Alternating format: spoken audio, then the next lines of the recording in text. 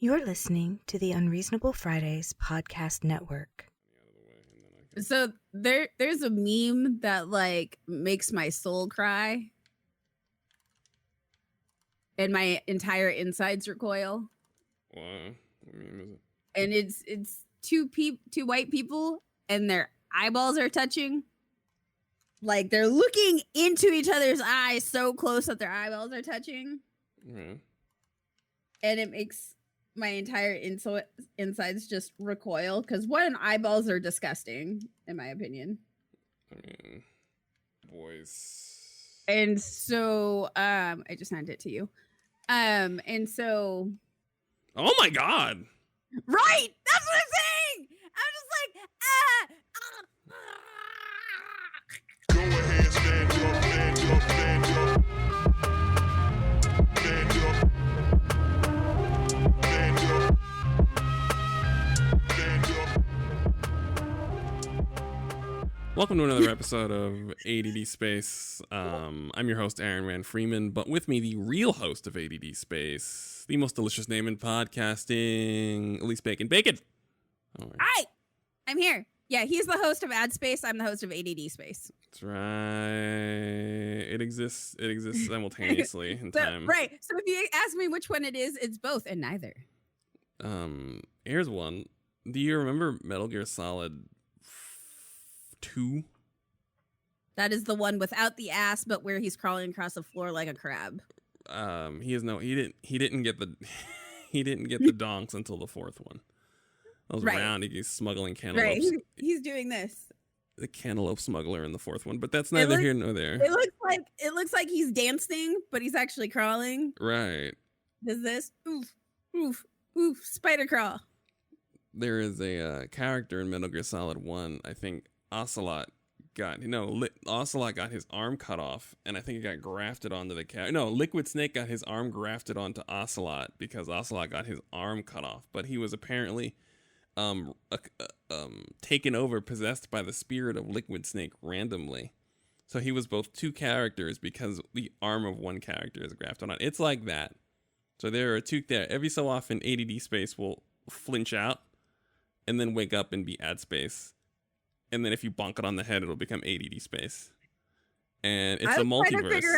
I was trying to figure out where you were going with that. It's a multiverse. I was not disappointed.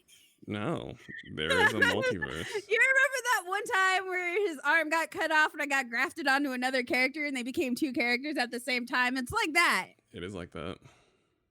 Okay. It is. I don't even know what to say about that. I don't even know Right. what to say afterwards. How What do are I you? do? Who am I? Why am I here? Tell us a little bit about yourself. I am officially 34. We missed my birthday, but I'm a Leo, so we didn't miss my birthday. Send me birthday presents. Wait, your birthday. Wait, no. It's Virgo season, isn't it? No. It is still my birthday. Wait. I mean, I don't keep track of this. That's fine. It doesn't matter. It's still my birthday. That's all you need to remember. Ew. Fair enough. I mean, other people might have their own birthdays. It's fine. I know Virgo season is not. Wait. Yes, it is. Wait. Virgo season is now, homie. Is next month September? Next week is September. What's next week? September. Are you sure? That sounds like it's a month away. Oh. Hi, we're in a pandemic, everybody. Time is not real, which means it's still my birthday. It's both Virgo season and your birthday. Correct. It My is. father would be proud. Right. It is. Every day is another day, but still your birthday. It's still my birthday. Well, I didn't get to celebrate my birthday, so it's extended until it's celebrated. What are we going to do about that?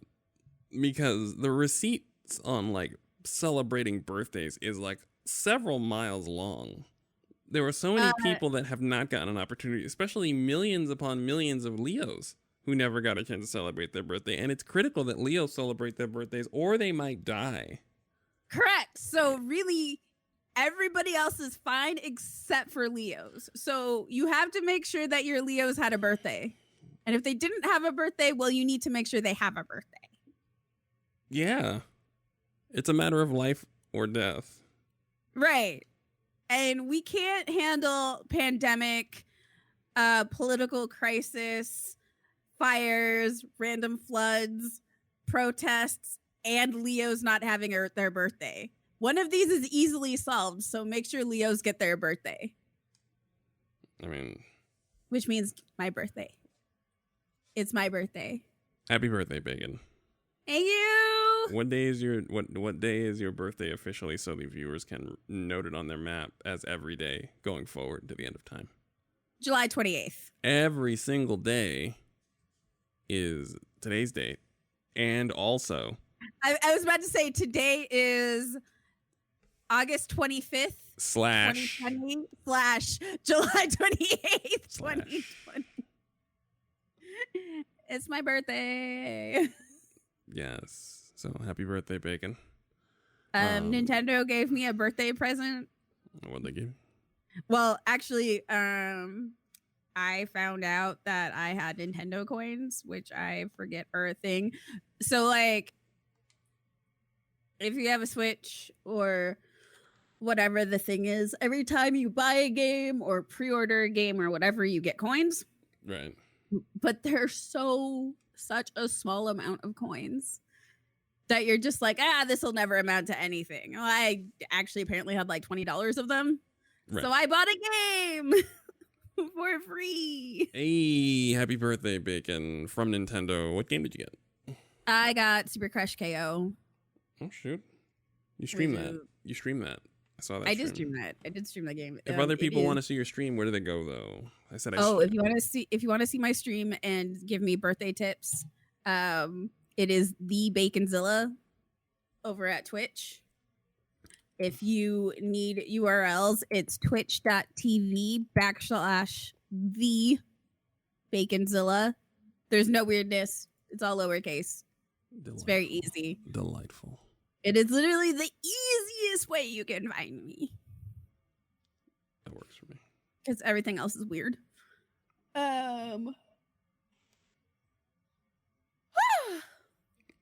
Including my sleep schedule.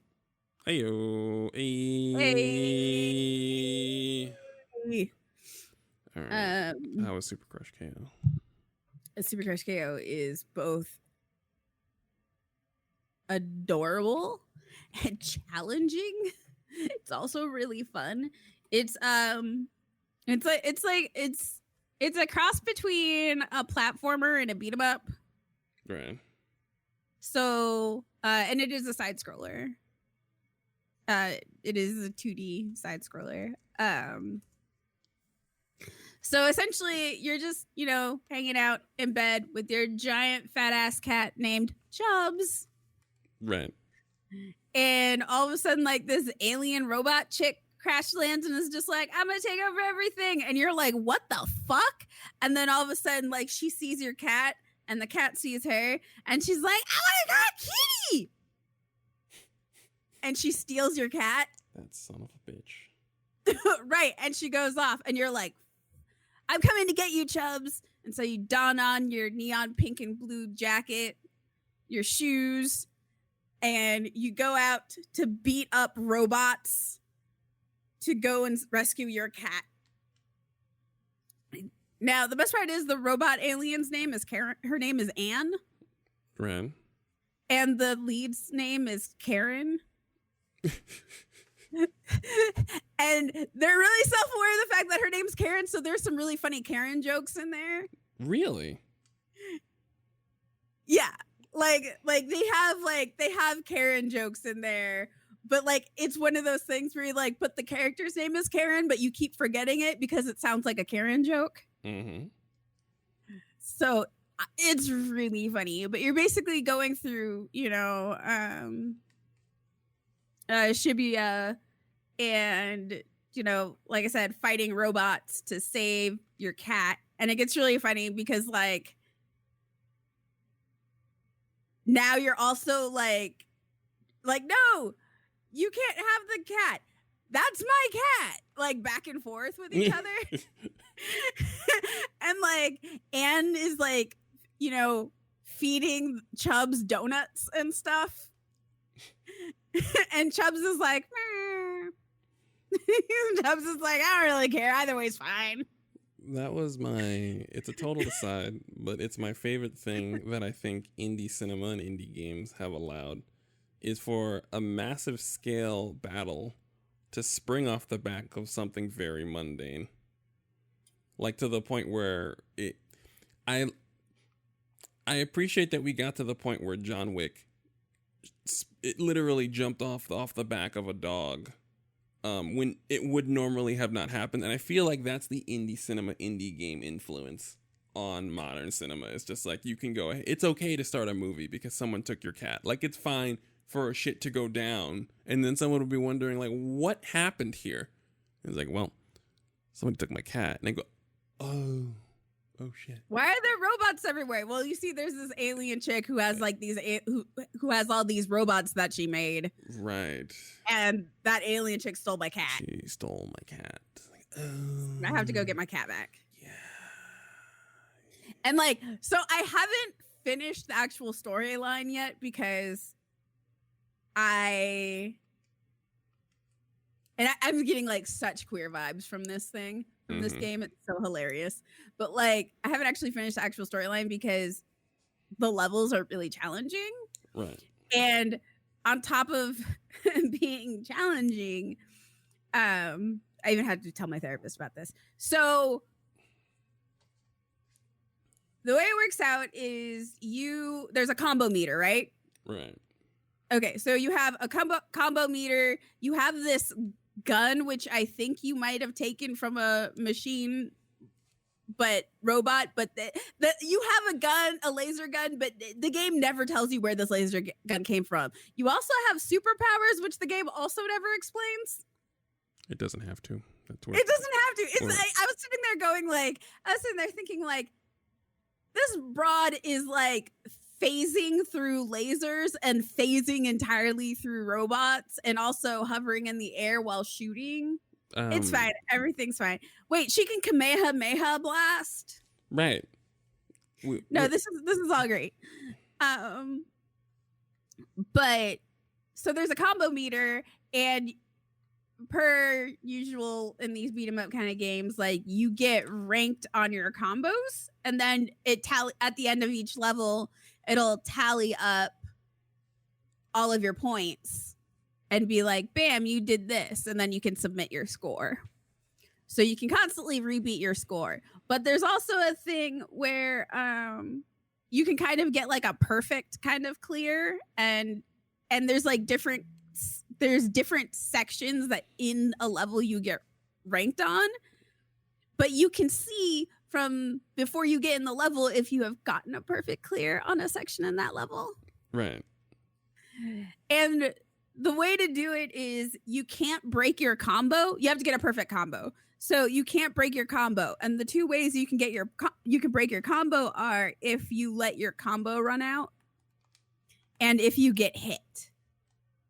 Mm-hmm. So you have to go through and get an S, and you don't even have to get an S rank, which I found is awesome. You just have to go through and not take a hit and not let your combo meter die off.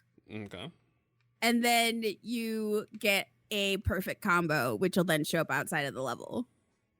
So I've been going through all of the levels trying to, and you can get like you can get different letter ranks on the actual level as well based on your score. So I've been going through and trying to get S ranks. Right. And perfect combos. And I told my therapist and he went, what kind of crazy making is this? Let's just start. But I'm really close towards the end. But it's also making me a better player. Right. In general, just like a better gamer in general, because like there's actually the game is really challenging, but the learning curve is not inaccessible. Right. And it's also just really fun, and the music is really good, and it pairs well with the rest of the game. I don't know how to describe the genre. I don't remember what this genre of music is called. Okay. Like, I just don't remember it all. I'll have to see if I can. you can't. It's actually the soundtrack's actually available for free. Oh gosh, I just pulled up Spotify and it's Super Crush KO. Well, there you go. Can you hear? Mm-hmm. Let me turn it up a little bit. Turn it up some more.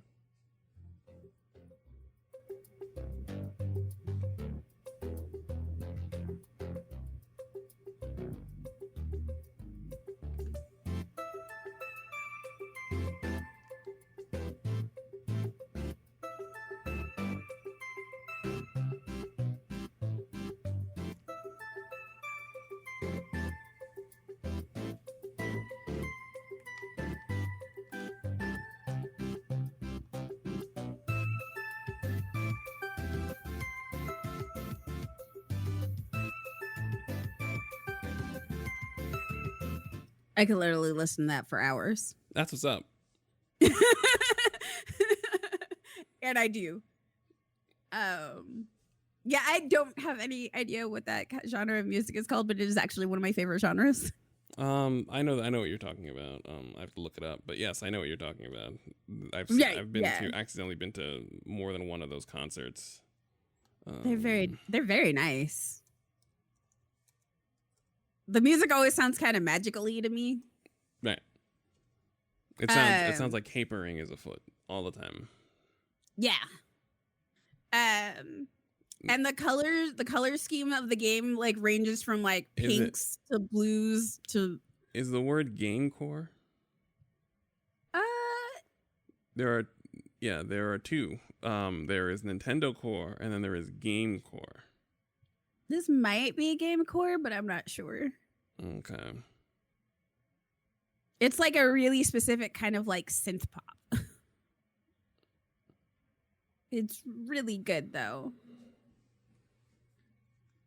And it's actually really cute because the cover art for it is the girl sitting at her desk studying. Mm-hmm.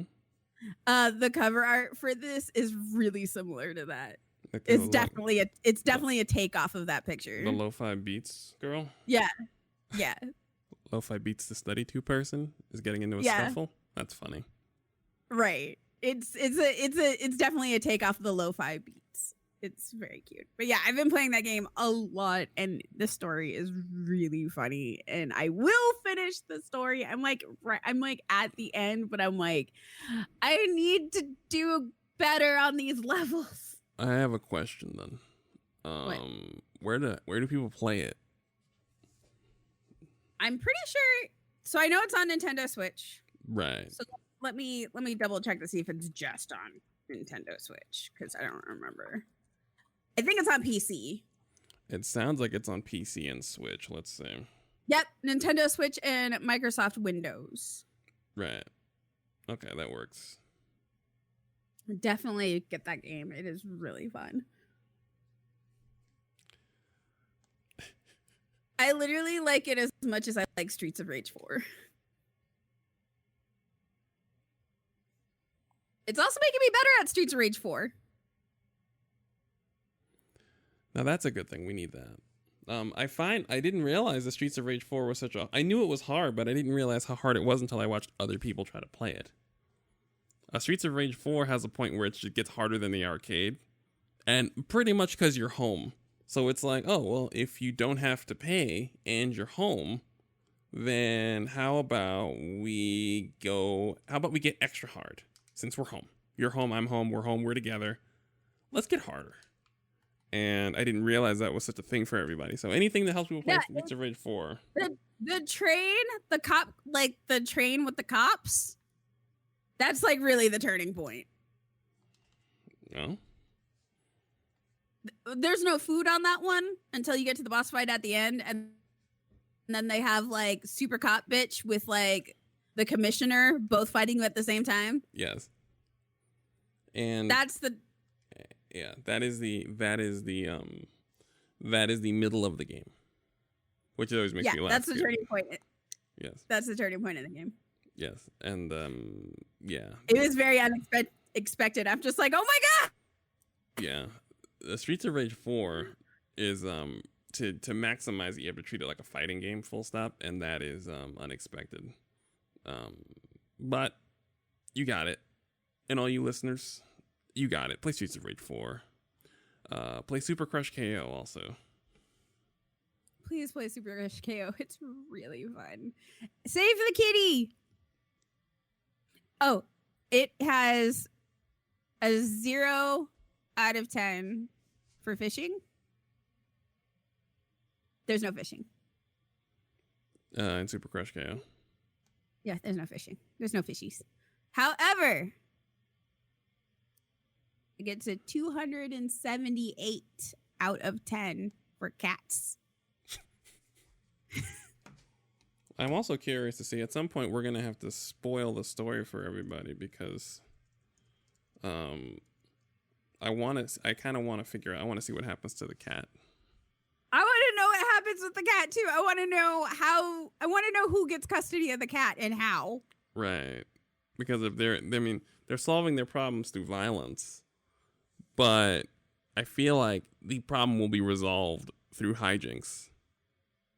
Right. Well, it's kind of funny because the boss fights, she just sends you Anne just sends like a bigger robot, and she's like, I have created a robot, and then you kill it, and you're like, what the fuck? And you're like, she's like, you just killed my robot. Why did you kill my robot?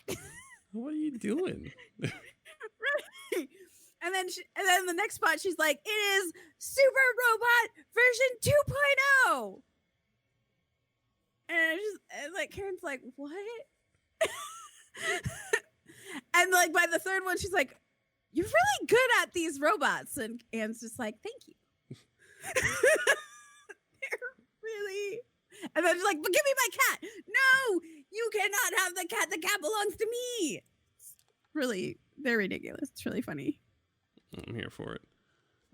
Yeah. One thing I wonder if there is such a story where the villain of a story, like a movie, starts from the perspective of the villain who does some like low down shit to someone they didn't know had superpowers to begin with.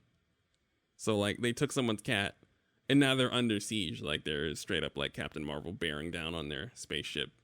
But essentially they didn't think that this teenage person had superpowers to begin with, and they're like, oh shit. We gotta get out of here. They're like, what the fuck? What happened? I was like, I just stole this girl's cat.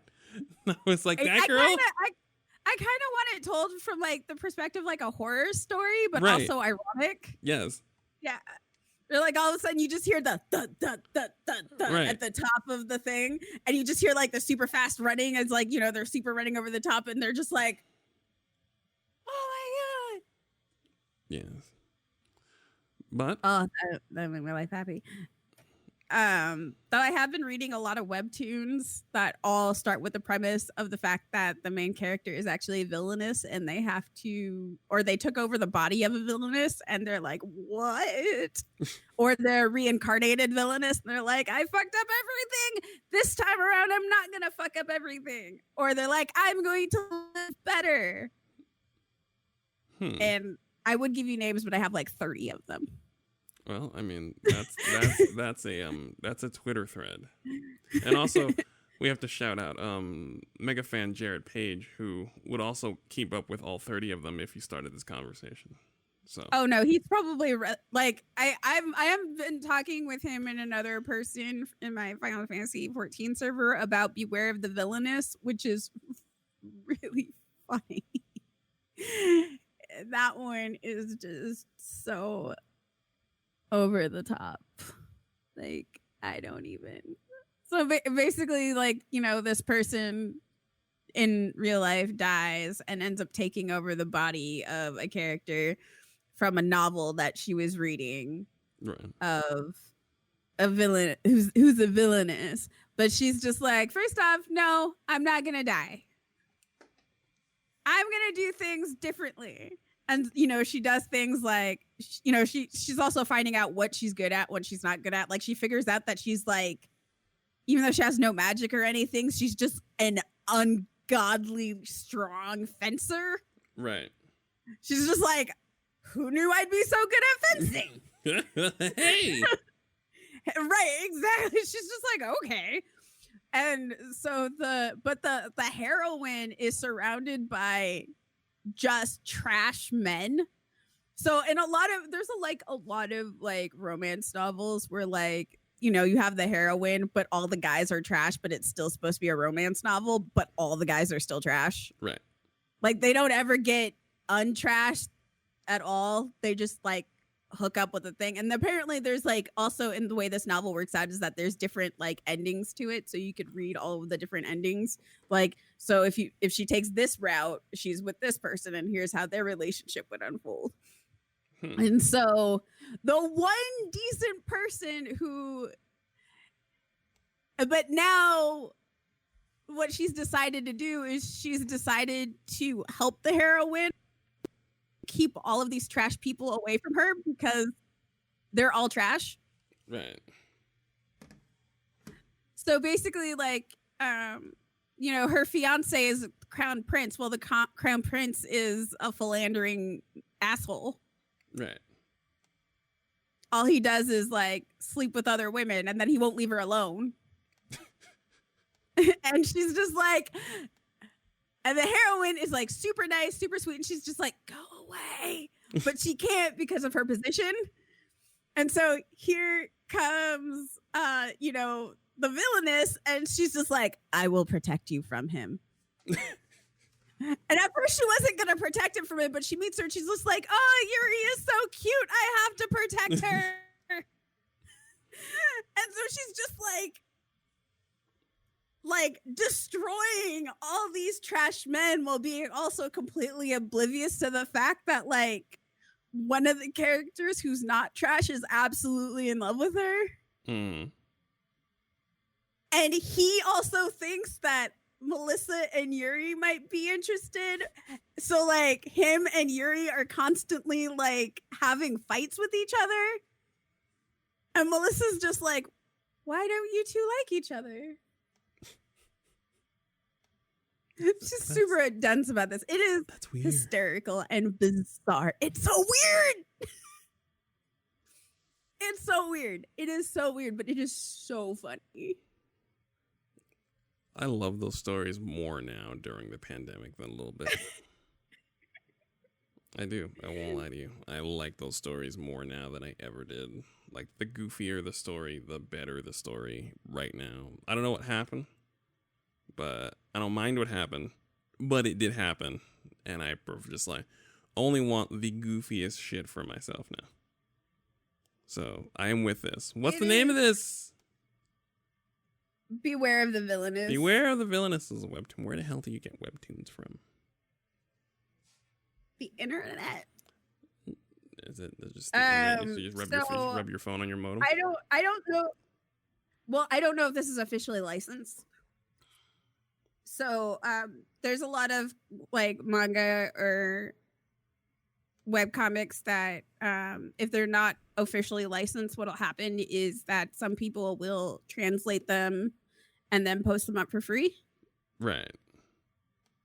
And then when they get licensed, oftentimes it gets dropped. So you can usually check Manga Dex, but I have no idea if this one's been officially licensed or not. If it has been officially licensed and you find it's been officially licensed, please pay for it because it's amazing. Also, I've been reading another one that's really cute, but this one doesn't have a villainous or reincarnation, which is like weird considering that's like, again, 30 to 40 of the ones I've been reading. Okay. But it's called Bring the Love. It is so adorable. I just die. I'm here for this. It takes place in Germany, and I think it's, you know, a fantasy version of like during the time like right before or during World War I. Right. Or even before. No, I think it's got to be before that. It doesn't make sense. But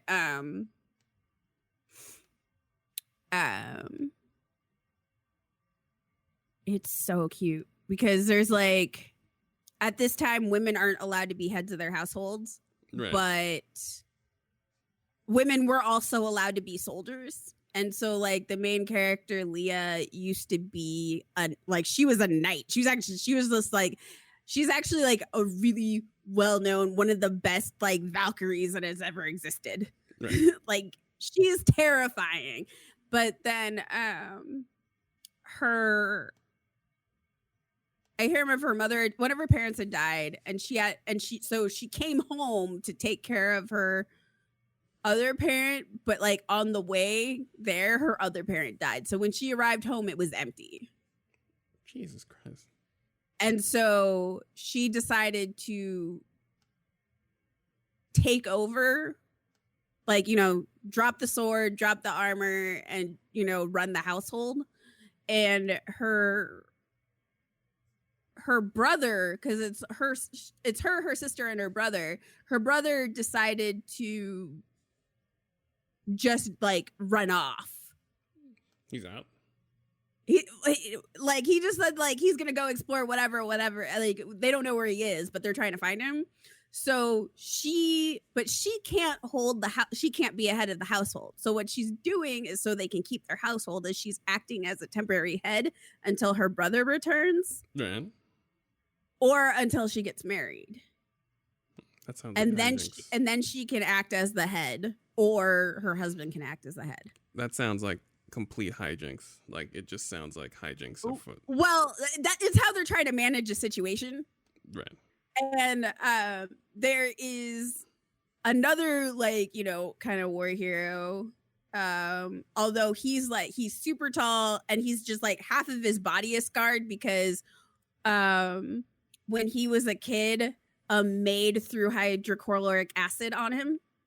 A maid? Yeah, they were a spy.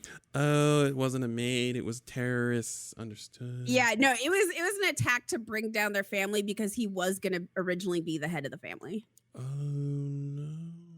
So they threw hydrochloric acid on him, and like it literally burned half of his and like the burns still caused him pain and trauma because like his skin is like all fucked up. But he is a jelly bean. Of course, everybody is scared of him because like he doesn't smile, he doesn't do anything, his face is scarred. He also is like he's also known for just being brutal in war in all of his killing, because he was basically taught when he was taught how to fight, he was taught how to fight in a way that was just kill as quickly and efficiently as possible. Right. Not in any sort of etiquette kind of way.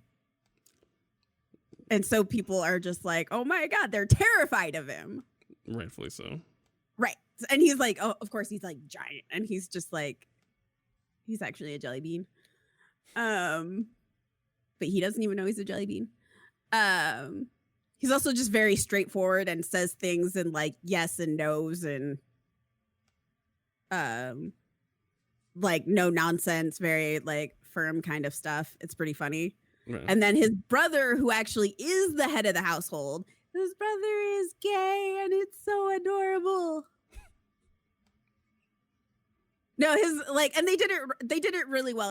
His brother's awesome. His brother's a sweetheart, and it's not like done in sort of like a terrible, like badly done caricature of gayness. It's actually really well done. But of course, nobody outside of his you know, scary brother actually like, and you know, people in the household know that he's like in a long-term relationship with a man. So you have like a head of the family with no actual heir. And so they're just trying to, you know, Leah's actually the one who proposes to him, and he's like, excuse me? And he also, apparently they also used to be friends when they were children, but Leah doesn't know who he is. Oh. But he knows who she is. See, I'm here for all this nonsense. It's so cute. It is so cute that I've messaged the translator via Discord, and welcome back from vacation. I just finished reading the last few chapters and I'm dying. Can I please have this server, the Discord server? And he was laughing really hard. Okay. No, it is so cute. It is so cute. Oh, here for it.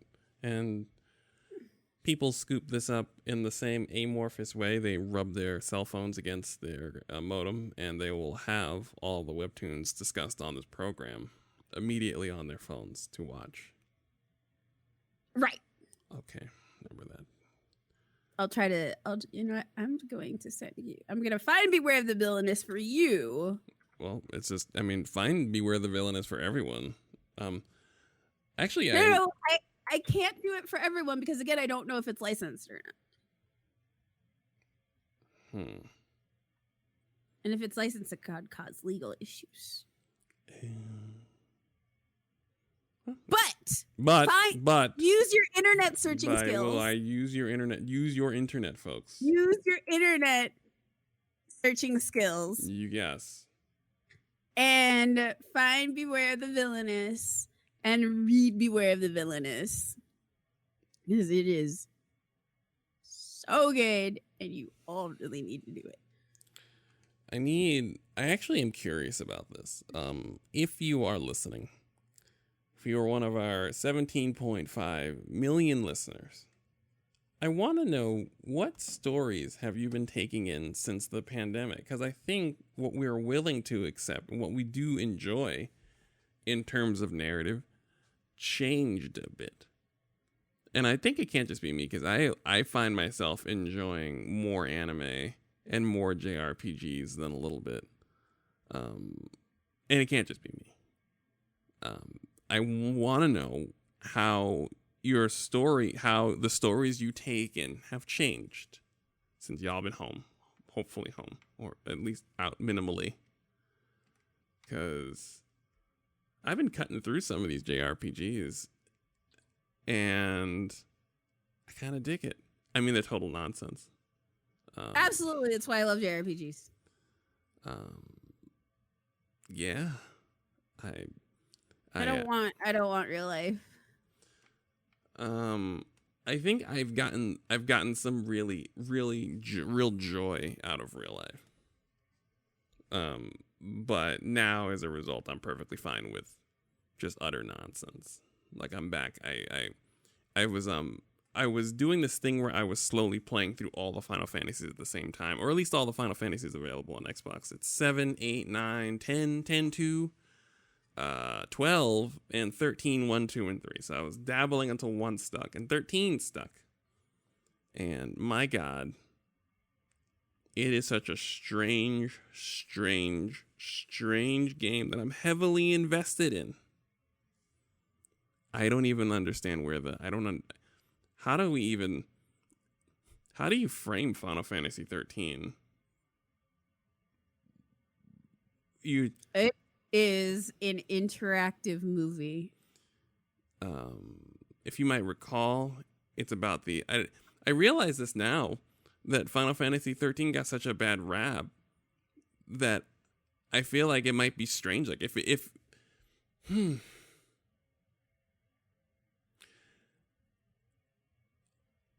I have an issue. I have an issue with now that I have all these games kind of sitting here at the same time. I kind of have an issue with the way games are reviewed. I've always had it, but to have all the games sitting here at the same time, it's just to really understand just how disingenuous. Like, before we had YouTube and before we had Twitch, to understand just how disingenuous game reviewers were. You really have to really take games all in at the same time and to understand that games now, which are fine, were always poorly reviewed in this kind of malicious, toxic way. That now that you have all the games at the same time, and I don't know if it's a thing for everybody else, but just me having an Xbox and having all these games from all these different generations, I'm like, these games very few games are bad, but good God, to hear people tell it, you would think something like Final Fantasy 13 is just the worst game ever made, and it's just strange. It's just a strange genre piece starring not a dude. Which means that it is going to get lambasted. Which means it's going to get... It is so weird. It is such a strange game. But, like, whenever a game is strange and a game is not starring a dude, then it gets raked, it gets dragged all through the mud for just being a genre piece. There's actually nothing really wrong with Final Fantasy 13. It is designed as Timmy's first RPG. It is designed from the ground up. It really is. It's so much. Little Timmy, let's play an RPG. You like RPGs? Yeah. Well, I got the game for you. Haven't you always wanted to play an RPG? Yeah. Right. That's literally So how this game is. right, and it's just so interesting to see how much before, when we really leaned on games journalists to tell us what they thought of games, to guide our purchasing hand before we had access to all of our own purchasing tools, our decision-making tools. They were so malicious and they ignored history and they ignored context. And it's just to look back, and I bet you if you're listening to this, you might be like, man, I hate Final Fantasy 13. Try it again. No. And understand, right? But that's the thing, and understand that there is a difference between a truly terrible game and just a strange game that isn't pointed at you. And for that, like I always say, whenever I play a game, I always want to make sure that I always ask myself, is it doing what it intended to do? Like, I think during the peak of the Mountain Dew and Doritos Call of Duty, when they would have like the Eminem playing during the commercials and they were just like, get cranked, and everything was in pastel. There was like this weird mishmash of like military imagery, but pastel colors and like, and bro fisting. I understood that there's nothing wrong with those games. It's just me as a burgeoning old black man, they were not for me. And that's perfectly fine. And I feel like we're not there. I feel like there's so much of that doesn't happen that we're losing out on games. And the amount of games I think of and I look back on that I didn't buy, that I bought now because there was some negative critical reception. And when you think about it, all the games taken as a whole are going through levels of game development and the growth of development teams. But reviewers are like, no, fuck this game forever. When there's a clear goal that you can see. Final Fantasy went one way towards Final Fantasy 12, which then I think, so it's Final Fantasy 7, 8, 9, and then 10. So where do you think, there was a point where Final Fantasy like started shaping itself to be Final Fantasy 13, the MMO. 14, the MMO. What game do you think would you be able to see where that like the process began? You know what I mean? Like when a game is doing a thing, when there's a genre shift, when Final Fantasy becomes an MMO, you can see it in the games beforehand. What game do you think do you see it in the beginning? My eyes totally glazed. You give no answer? I have no answer. Oh, well, I would suggest Final Fantasy 12. What were you asking again? I was asking about what predecessor would have tipped off the fact that they were going to do a Final Fantasy MMO, the next game, or in like soon afterwards. Well, Final Fantasy 11. 11 was the first MMO, and the reason why 14 came out is because they were pulling down the servers for they were going to be pulling down the servers for Final Fantasy 11 and calling it quits. So Final Fantasy 14 was supposed to be the end of Final Fantasy 11, but they fucked it up so bad. And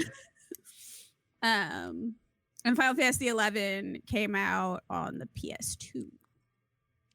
Oh yeah, I remember.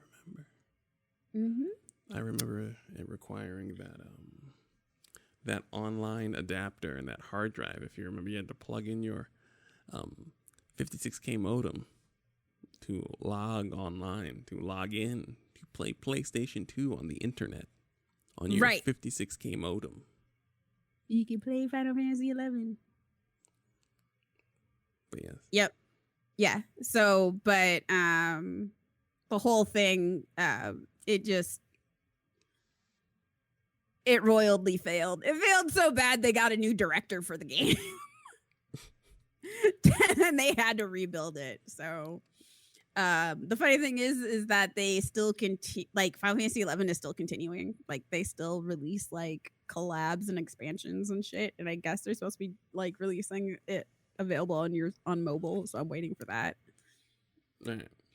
And that's what. But yeah, I think when we see one thing, or more so, actually, I think it's a problem when you see one game or one piece of art that you don't like. It's a thing that we've learned how to do with episodic television and movies now.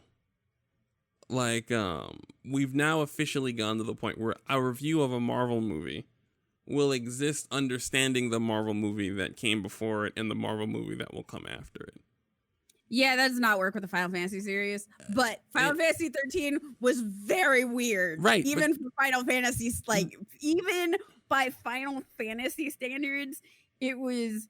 But that's what. But I kind of get what they were doing still, though, because it was the first Final Fantasy outside of Final Fantasy 11, which, you know, they expanded the Final Fantasy 11 to be on the Xbox 360. But this was like the first Final Fantasy to be like released on the Xbox.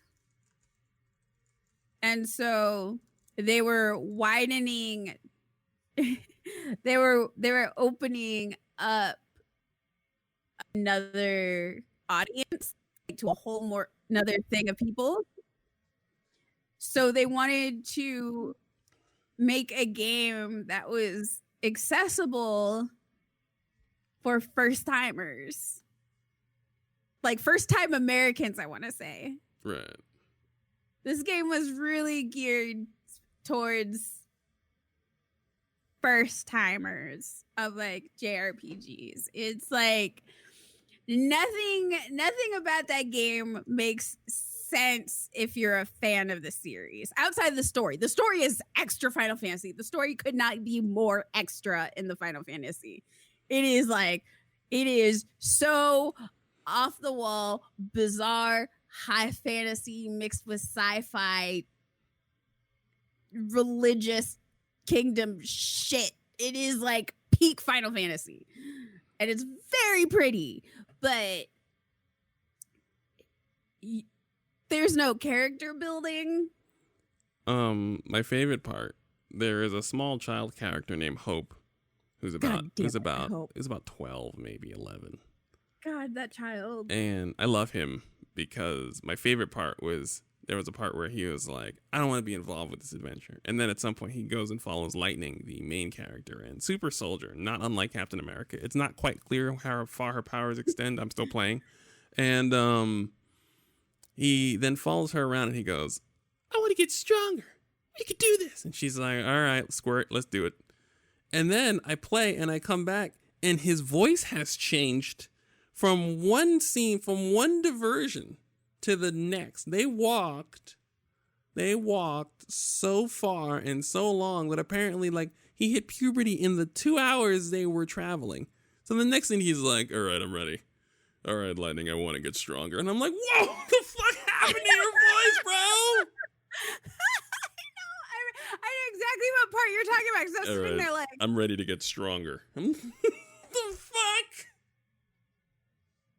I remember just being like, what is happening? Right. It's like, all right, I'm ready to get stronger. I can do this. It's about putting away weakness, isn't it? Let me follow you. Nigga, what?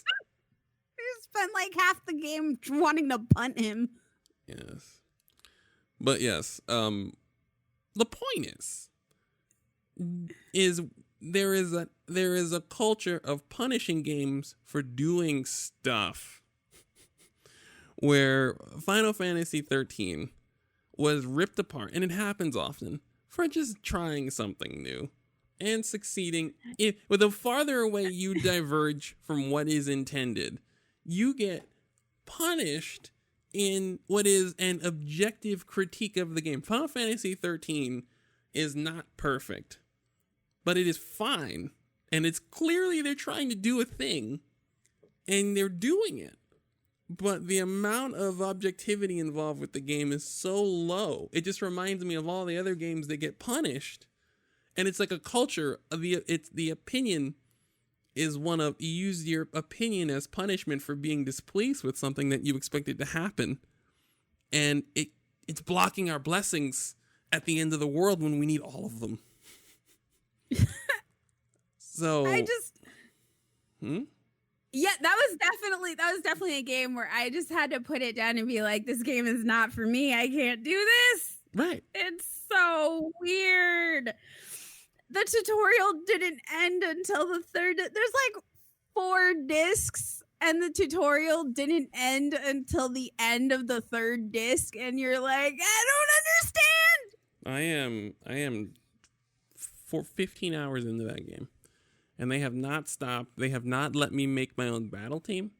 My battle team is inexplicably there's several groups of 2 people doing different stuff in different parts of the world. They're still giving me tutorials, and then they're doing this thing where they'll introduce a mechanic and then remove that character, and then you don't play as that character with a new mechanic for hours. So it's like, oh, here's how to summon, and you're captured, and here's another character. And I was like, no, you just showed me a new ability, and they showed me the ability to create a summon, to get a summon. And then they took me away to some other characters. Oh yeah, the summons are cars. Right. Right, the summons are cars, but That what they was did, so weird. the first thing that happened was they showed me how to get a summon in a cutscene, and then I got the summon, and before I could use it, I was captured and then taken to the viewpoint of 2 people who have the opposite of just living the opposite lifestyles of someone who just had a summon. So then there was 2 hours there, and then I played as Lightning, and she got her summon, and then I was only able to try it once before we changed perspective again. And I'm just like, this is strange. But again,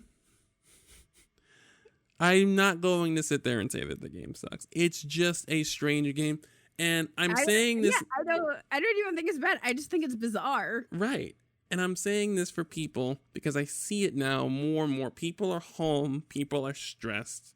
So when they don't like a thing, they punch the thing they don't like. Understand that you should be letting in more blessings. You should be trying more stuff because we have, first of all, lots of stuff is on sale.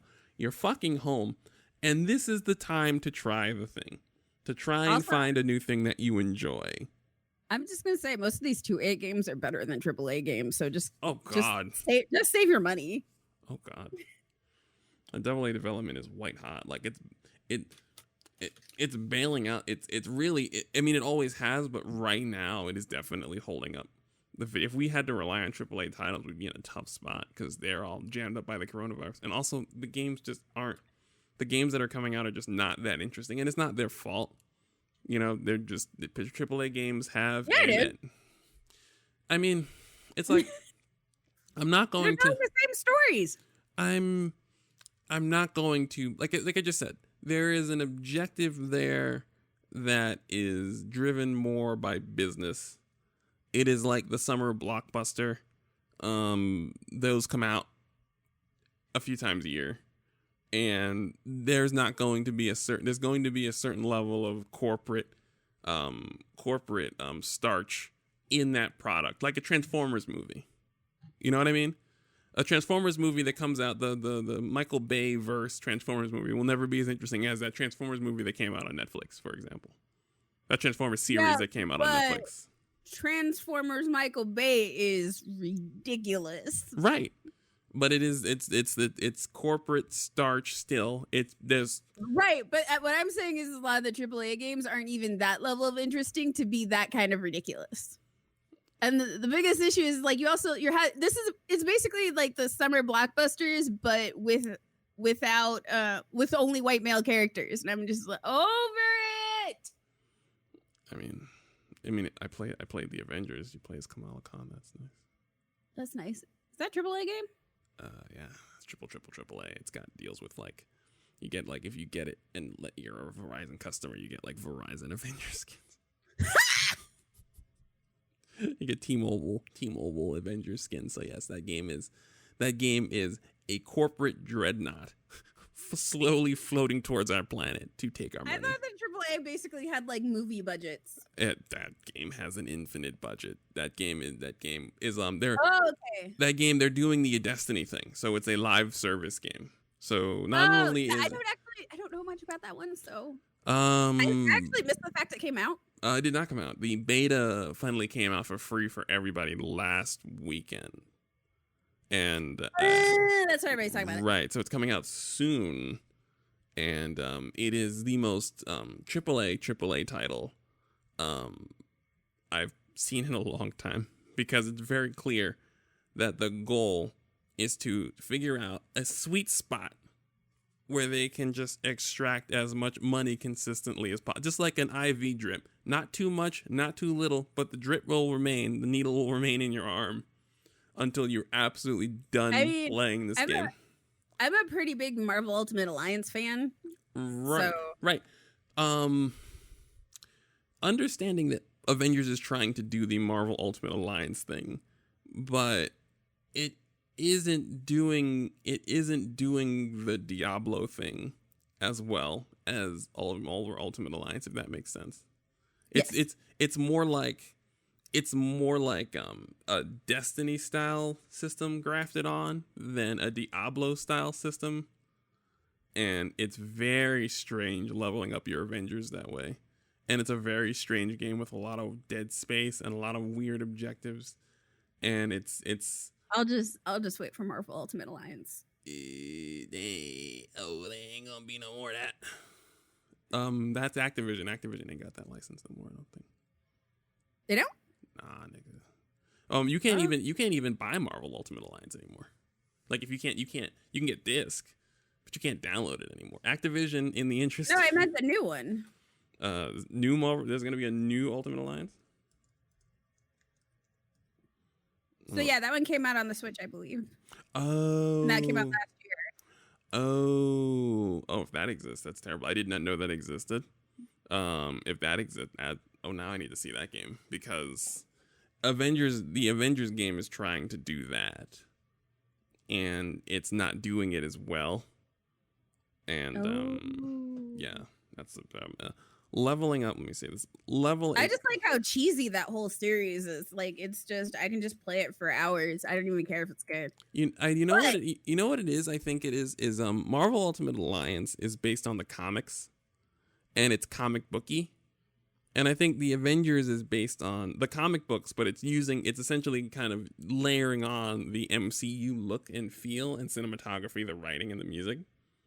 And it just seems kind of strange to be grinding for armor in that universe, if that makes sense. It's just very odd. If that is a good way to put it. I think it's solid. It's just a very odd feeling for me. But I do see, like, it's obviously going to do the thing. Like, it's so rock solid that whatever's wrong with it won't deter it. They will get the IV in, and people will rightfully be paying for that shit for a long time, and I don't even blame them. So you should try. You know what? That's fine. It's not on my radar, but that's because I have games to play. Oh God, the backlog. I have a list of games to play. I have games on my wish list.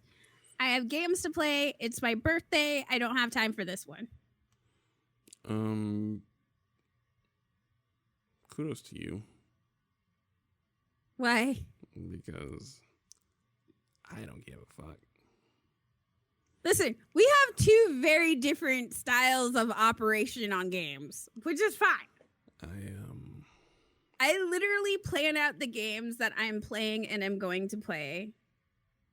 And you're just like, I will buy all the games on sale and the games I want, and I'll play them when I feel like it. I have my inner child. I always call it the death march, when like a really good revenge, like there's a good revenge movie will always have that death march part where it's like, it's clear that there is an objective here.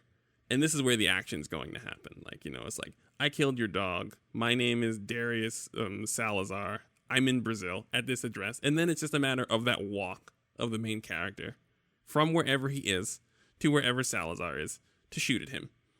And my inner child has the Death March. Because my inner child, I would get 3 games a year if I got good grades. And all the games were so mind-bogglingly fucking expensive that I understood. I was not in, because I was a practical child. I ain't asking my mom to throw out $98 more than twice. I don't care if it's fucking Christmas. I don't care if I got straight A's. So I would always have to choose my games. And when you're so little, the games and the consoles you pick, they have this like presidential, like this political weight to them. Because if you get a console you don't want, you can't do nothing but play it. If you get a game you don't like, you just have it for years like a senator. You just have it. You know what I mean? So it's just like, and these weighted decisions for tiny Aaron to deal with. Do I want a Super Nintendo or a Genesis? I should have gotten a Genesis. I had a whole Super Nintendo. I tried to make the best of it. What fighting game should I get? I got Street Fighter instead of this game. And I was like, I don't like Street Fighter. I had Street Fighter and a Super Nintendo. I was like, what platformers do you like? I didn't care about Mario. I didn't care about any of the Nintendo characters. I cared about Vector Man and Streets of Rage. Yes. Good. But I was there. I fucked up. I voted for Trump. I was sitting there for years. I was sitting there for years playing Super Mario World and Kirby and shit. I didn't want to play that. I wanted to play Vector Man. I wanted to play Streets of Rage. I wanted to play Streets of Rage. I got Final Fight. Final Fight sucks compared to Streets of Rage. Final Fight really sucks. Compared to Streets of Rage, is really bad. So I made bad decisions politically as a young man, and now as an older gentleman, I buy every single game that I've desired. I give myself a price point. If I see a game, it's like $60. I'm like, I'm not paying $60 for a game. I'm not going to play it now. I'm like, if it goes down to about $20, I'll buy it. And Microsoft, because they're wild like Crazy Eddie, within 6 months, will almost always have that game around $25. So then I'll always wind up having between Game Pass and their obsessive sales. We don't talk about this enough. They give you, they're out of their mind with sales literally every week. And so I buy all these games. And there is a very clear narrative path as to why I buy every fucking game on sale. I do. I own it. It is a revenge of my inner child because he made mistakes. He was put in a corner. Children should not have that much pressure put on them. And mistakes were made. So I owned like 3 or 4 games total on the Genesis. And I owned like 2 games on my Game Gear. But what we did is I would rent most of my video games from the there's like these Chinese owned rental places. Mm-hmm. That would just be like wherever there was one in the grocery store and there was another one, and then occasionally there was Blockbuster we would go to. But for the most part, it was like these little like Chinese owned like stands of just like video game rentals and movie rentals. But we could rent video games from there. And I would rented games in languages I couldn't understand. And I would just, because I was like 7 and I would just play them, and like I would look for the exact same game because I would like remember the picture on it like every single time we would go. So like I would rent the same game over and over and over again until I had like beaten it or until we had like gotten far or whatever.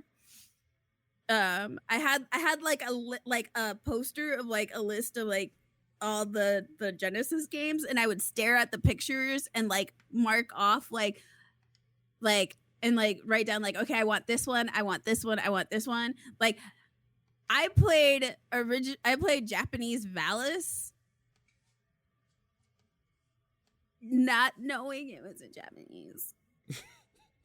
I'm just like, this is cool. This is a superhero. She like leaves her house. She's like changes into like a Sailor Moon super outfit, and she's got a sword, and she runs down the street, and then she jumps in the air, and then she's fighting a bad guy in the air. This is amazing. 7-year-old me. Did not care. Can't read a thing. Can't understand anything. But like, and almost all of my games that I had, like when, like my first PlayStation actually wasn't mine, it was my brother's, and so he bought the games, so I didn't have any games. I just played his games, what we had. Right. And then when other consoles started coming out, my friends would get new consoles, and they went like, here, Elise, I know you like games, but you don't really have them, so I'm giving this to you. So like my friends would just give me their old consoles. Like that's actually how like some of my games are actually like games that my friends gave me back in middle school.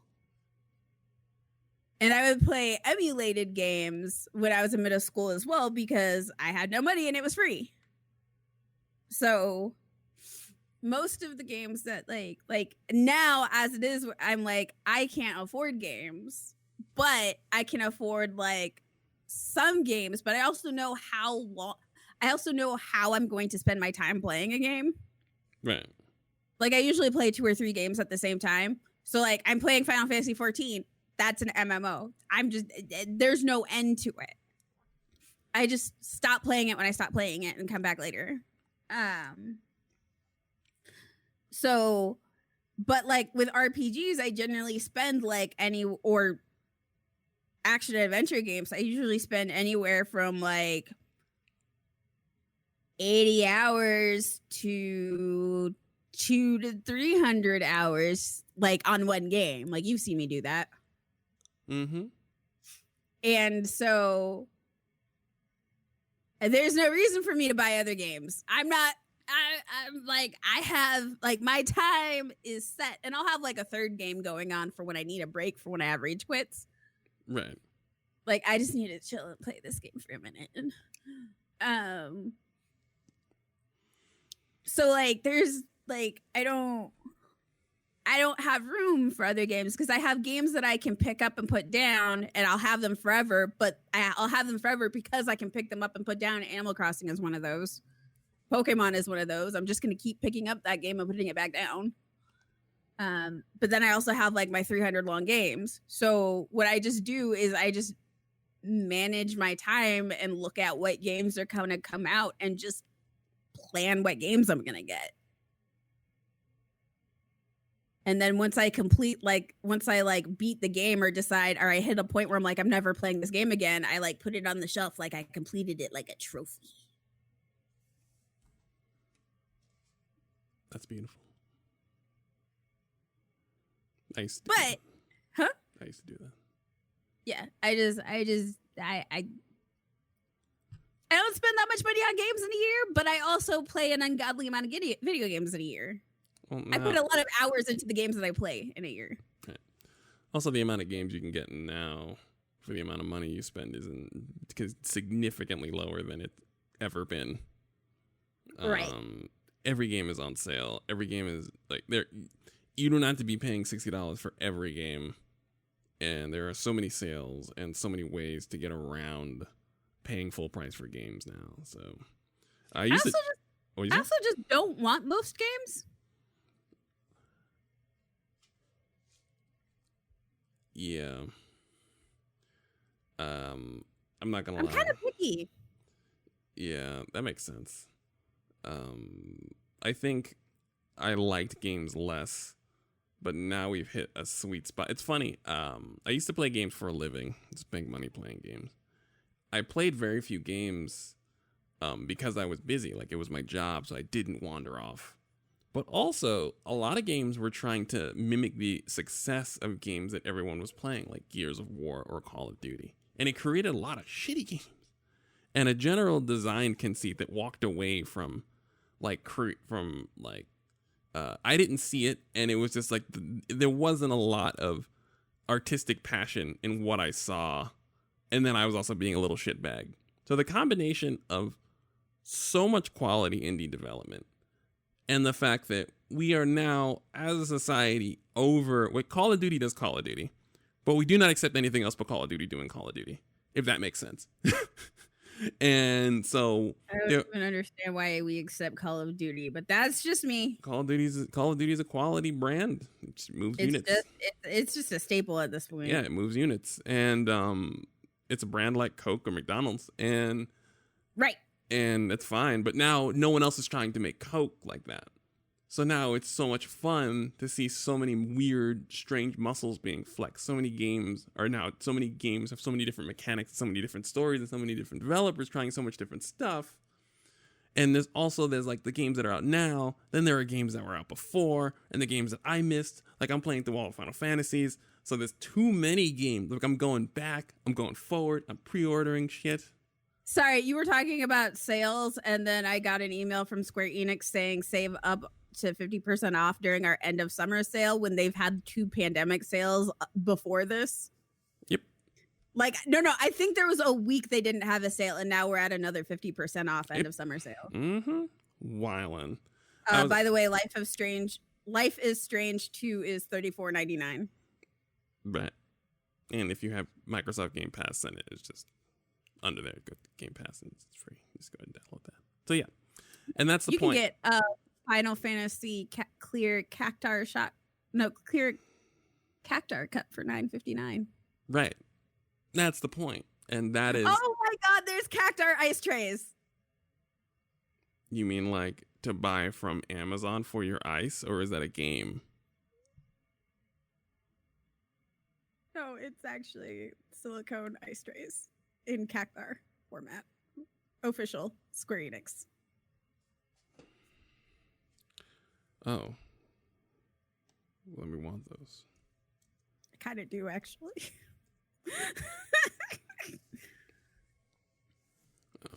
But yes. Oh, Final Fantasy fluffy tote bag. Right. And this is the point. This is the point. Everything is Everybody on sale. really wants money right now. Right. Everybody wants your money. They know you don't have any, so they're willing to offer you things on sale. And to that point, take a great deal of joy in this moment. Don't poo-poo stuff. Don't punish things for not being exactly what you want. I'm poo-pooing everything. Well, that's because you are picky, but you're not. There's a difference between saying I don't want it versus this is bad. And I don't want it is a perfectly mature response, but I don't want it usually means like I don't want it because this is bad for really no reason. Like it's just like because you don't want it, it must be bad, which is a terrible way to approach it. Like I said, don't. No, I just don't want it because I just don't want it. Oh yeah, I know. That's fine. That's perfectly fine. Adults cannot want a thing, but to make something bad because you don't want it is a problem and a pervasive one in how we describe lots of things and how we describe shows, movies, comics, books, authors. If it's not for you, that means it must be bad. And that type of using your opinion as punishment, as a cudgel, is bad vibes, especially now as everything is on sale and everyone's trying to hook everybody else up everyone's trying to hook you up with stuff during the pandemic. So that's the point of all this, is to enjoy yourself and remind yourself to enjoy yourself. Don't be bashful about it. You see a thing, enjoy the thing. If you don't like the thing, that's cool. It wasn't for you. It's perfectly fine. Try something else. Try something else. Right. Do not This is a really good time to try something else. Right. And beware of other people using their opinion as a cudgel. You might see it and be like, oh, I'm going to try this thing. And they go, oh, that thing sucks. It probably doesn't suck. Most things don't suck. It's the moral of the story. What we have for you here. That's the lesson of the episode. That's what we're here to talk about. That's what happened this week. It's like, what did I get from this episode? Just don't use my opinion as a cudgel, and be wary of people who do the same. Have fun out there. Play weird shit. Play old shit. Play all the shit. Look at it on sale. Gobble it up. Put it on a hard drive. Leave it there. Do the thing. I think that's about it. However, I think we should talk about a bit of a swerve. I know you don't pay no mind to this shit, so it's very funny to hear you say you don't pay no mind to this shit. Did you catch any of DC fandom? I don't pay any mind to this.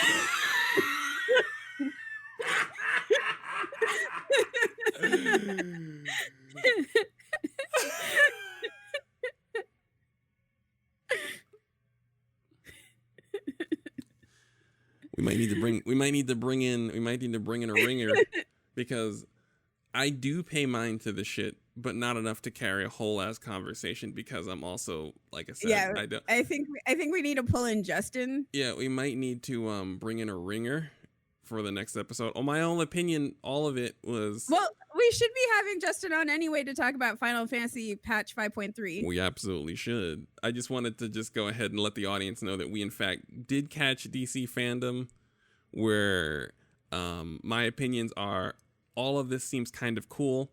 Dwayne Johnson is about 10 years too late to be Black Adam, but Robert Pattinson is a legitimate actor, is a top 5 actor. So having a top 5 actor be Batman is kind of cool. A top 5 director and a top 5 actor handling a Batman project is kind of cool. But I can't form any massive opinions because I'm at the point now where I'm like, oh, this seems cool. It's kind of like when you order something from Grubhub that looks good on the menu and you're just waiting for it. And it's just like, it's part of the culture to form a hard opinion about the hamburger you just ordered that'll be at your house in 19 minutes, but it's not there yet. You don't know. Like, this restaurant seemed cool. They got good reviews. The thing is I think you're only going to get a quarter of your meal. If that, I think you're going to get the drink. Right. That's fine. Like, I'm at the point now between the MCU and games are at and Watchmen HBO series. I'm fine. Well, okay, so here's the only thing that I have to say about it, because I'm just confused, and I understand that movies make announcements all the like studios make announcements for all the time for movies that are just never going to happen. Right. But I feel like WB and DC are constantly making announcements for movies that are never going to happen. Well, their entire brand is the awkward, neurotic neighbor of Marvel, Disney. Right, but it feels like, hey guys, look at what we're doing. But it really feels like they're like putting work into their announcements, and I'm just like, but this isn't even gonna happen. Right, and that's kind of, there's a lot of things where we're just kind of like, sure, and that's kind of the nature of being a DC fan. Some things happen, some things don't. Some things are good, some things aren't. They're very neurotic, and they just, this type of person that, because Disney made potato salad, they're going to make potato salad and put raisins in it. And, they might stumble upon some real cool cocktail, but they also gave you potato salad with raisins in it, so you got to leave early, It is what it is. We're going to bring in professionals. I just wanted to touch on it so that we could say we're not touching on it. Because that's very professional. He just wanted to hear me say, I don't care about this shit. I mean, it is very funny, yes. Your blind spots are very amusing. I enjoy hearing your opinions on everything, so I think it's funny that as we approach the mainstream, you're just like, who, what, where, no. Hard pass. I have no idea what you're talking about. Hard pass, bro. I don't even know who these actors are. I mean, I know who The Rock is. Right. Well, San Andreas is still one of my favorites. Well, no. And I'm a massive fan of Doom. I don't care what anybody says. The movie? I love that movie. Oh, the movie was... I've always maintained that the Doom movie doesn't get enough credit for being the origin story of the Doom guy. It's so good. It doesn't get enough credit. It's flawed. Doesn't it follow the first Xbox Doom too? I think there's a Doom that one of the Doom DLCs or Doom 3 sort of course corrected to adjust for the movie. And it's not intentional, by the way. When I say Doom is the origin story of the Doom guy, I don't say... I just meant that the Pinky fight was in the game. Well, I'm wondering about... I gotta look up the timelines of those movies, because now we're out here talking about Doom. It was really funny, because I was watching... I was playing the game, and I was I was playing the game, and I'm like, I know the mechanics for this fight because I watched the movie. I was like, what? It was literally the giant alien monster dude with the back legs attached to the wheelchair, and it's just like and like you have to kill him the exact same way. It was amazing. I love that movie, by the way. That movie is the shit. I don't care what anybody says. It was a great bad movie. This is so good. The fact is that the Doom guy, being so powerful and tanky, had no explanation in the game.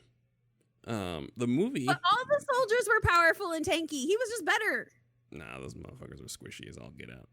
No, they made poor decisions. They were hard men, but not as hard as a Doom guy, and that's the point. That requires some explanation as to, like, how do you have a man harder than the other men who are also 1v1ing all these demons, but still dying, except this one guy who gets all the way to the center of hell and back out several times. That need requires an explanation. The only reason one of them died is because he got infected too, but he was holding out for forever. He was fucking out holding doors open and shit, and I was just like, yeah, the niggas aren't dying first. Right. So there I you was go. just happy to see the niggas hold out better. Doom was good. There was actually a Doom movie on Netflix that was released in And the past year. then you have The Rock going, Semper Fi. He has to fight The Rock, put a piece of metal through his hand. Fuck yeah, my guy. Also, Carl Urban was the Doom guy at the end. Like, the origins of the Doom guy, like, we forget that Carl Urban is the Doom guy, and that the Doom guy has the juice. Like, they explain exactly how he wound up as the Doom guy. So, great movie. 10 out of 10. Watch it in your leisure. We're telling you to try things. This is one of the things to try. Watch Doom wherever the hell it's streaming. Unless you gotta pay for it. Don't go. Like, calm the fuck down. Yes, pay for it. Nah, I don't know, nigga. Yeah, nigga, I would wild, pay for it. You wild. I would totally pay No, for yeah, it. I ain't paying them niggas. Them niggas I would pay totally it, pay for though. that shit. Nah, I ain't paying I ain't telling other people to spend that coin. I'm telling people to pay for that shit because that shit is quality. Quality entertainment, my The guy. opinions of Elise Bacon do not reflect the opinions of Unreasonable Fridays, the corporation. Listen, if at this point y'all don't understand my taste in movies, you need to fix yourselves. I have very clear taste in movies. Most of them are bad.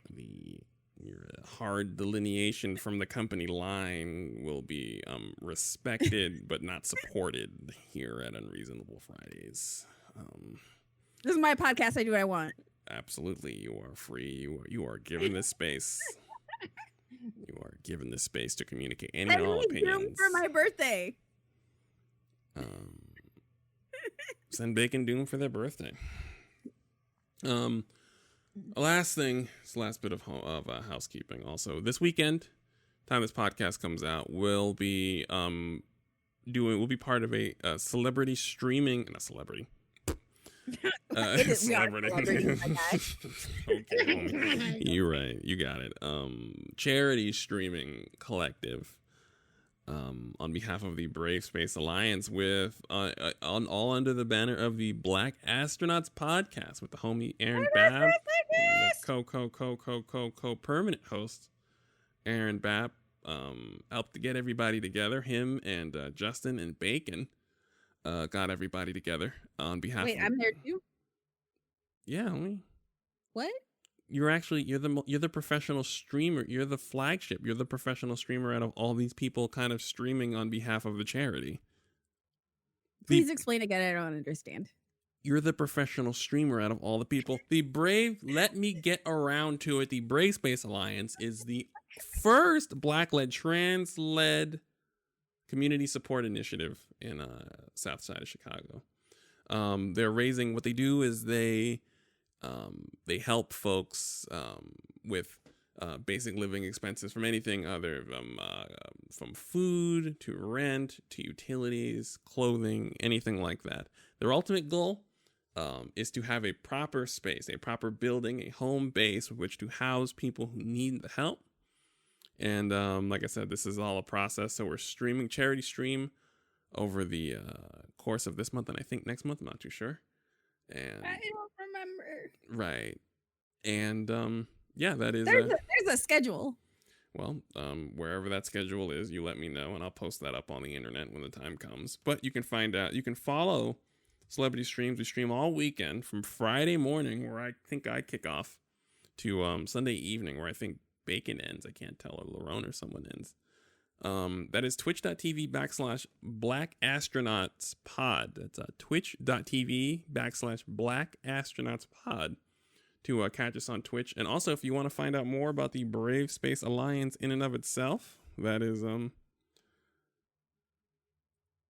bravespacealliance.org. If you want to find out more about them, and BS Alliance CHI on Twitter if you want to follow them on Twitter. Yeah, we'll be on all weekend. It's me. I believe last week we had Rod, Karen from the Black Guy Who Tips. We had Bacon on. We had Corey, Bap, Larone, Justin. Everybody was streaming. Everybody on. Yeah, we're doing it. Trying to raise money. Trying to do the right thing. And now we will double back around and point out the fact that out of all these people who are streaming for the charity on behalf of the Brave Space Alliance, you are the person with the most streaming experience and the most professional streaming setup out of all these people. You're the flagship. You are the most professional streamer with the most experience out of all these people. Flagship! There you go. Professionalism! Thank you guys for listening. Have a pleasant day. Go ahead, stand up, stand up, stand up.